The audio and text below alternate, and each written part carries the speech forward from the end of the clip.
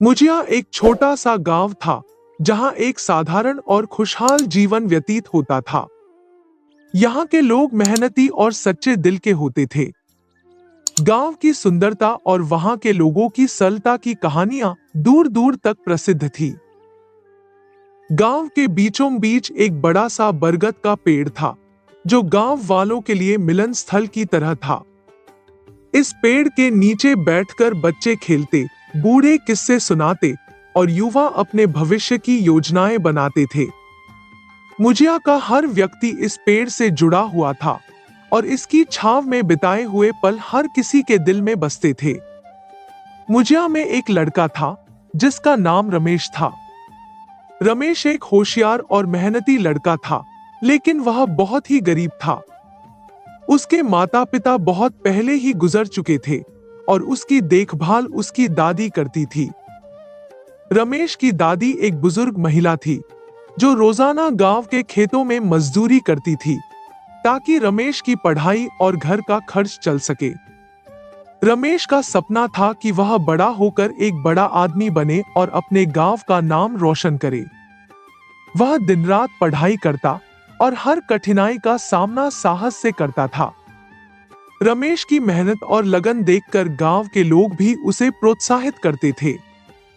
लेकिन गरीबी ने उसकी राह में बहुत सी बाधाएं खड़ी की। कई बार उसकी दादी बीमार हो जाती तो रमेश को अपनी पढ़ाई छोड़कर काम करना पड़ता था, लेकिन उसने कभी हार नहीं मानी। एक दिन गांव में एक बड़ा मेला लगा।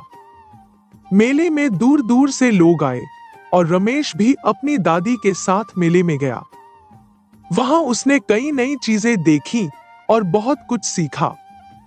मेले में एक बूढ़ा आदमी भी आया हुआ था जो एक जाने माने विद्वान थे। उन्होंने रमेश से बातचीत की और उसकी स्थिति के बारे में जाना। रमेश की मेहनत और लगन से प्रभावित होकर उन्होंने उसे अपनी सहायता का आश्वासन दिया। विद्वान ने रमेश को एक छात्रवृत्ति दिलाई जिससे उसकी पढ़ाई के खर्चे का बोझ कम हो गया। अब रमेश और भी उत्साह से पढ़ाई करने लगा।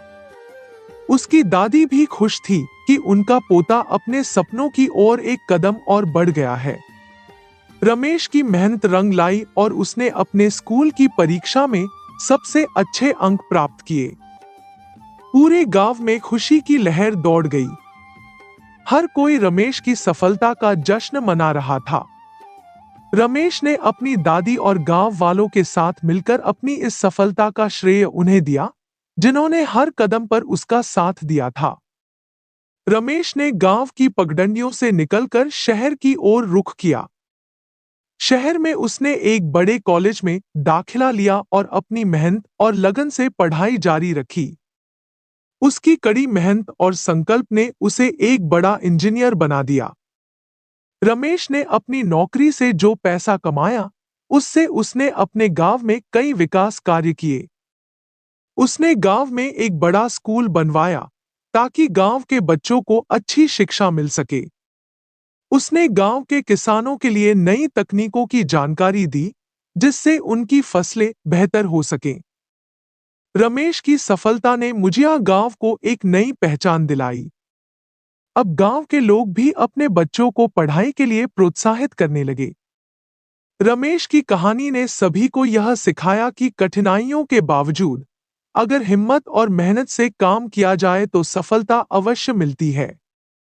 मुजिया गांव का हर व्यक्ति अब रमेश पर गर्व करता था। रमेश ने भी कभी अपने गांव और अपने लोगों को नहीं भूला।